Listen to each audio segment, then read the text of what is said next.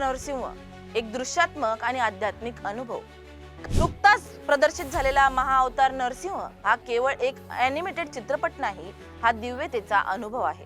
तो अनुभव जो अंगावर शहारे उभा करतो आणि हृदयात भीषण श्रद्धा जागवतो। सिनेमाची सुरुवात होते आणि क्षणात समजतं आपण एका वेगळ्याच विश्वात पाऊल टाकलं आहे। VFX असो वा ॲनिमेशन एकदम दर्जेदार टॉप क्लास होता।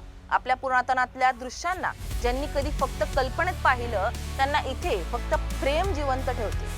नरसिंहाच्या डोळ्यातली जळणारी आग, त्याचे झपाटलेले पंजे, हिरण्यकशिपूचा दाहक अहंकार आणि त्याच्यामध्ये उभा राहिलेला एक भगवान विष्णूचा अवतार नरसिंह।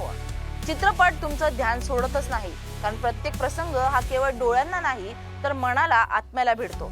संगीत शब्दांपेक्षा जास्त बोलतं। ज्यावेळी स्तंभ फाटतो आणि नरसिंह प्रकटतो, हा अवतार अन्याय संपवण्यासाठी आलाय। दिग्दर्शक अश्विन कुमार यांनी पौराणिकतेला आधुनिकतेची शिवण लावली आहे। ती न तुटता न ढळता हा चित्रपट एका डोळ्यांनी पाहणं आहे, कानांनी ऐकणं आहे, पण श्रद्धेने अनुभवणं हेच त्याचं खरं सौंदर्य आहे।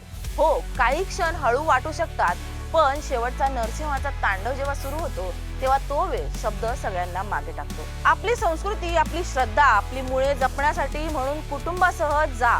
हा चित्रपट नुसता बघू नका, अनुभवा। हा एक दैवी साक्षात्कार आहे।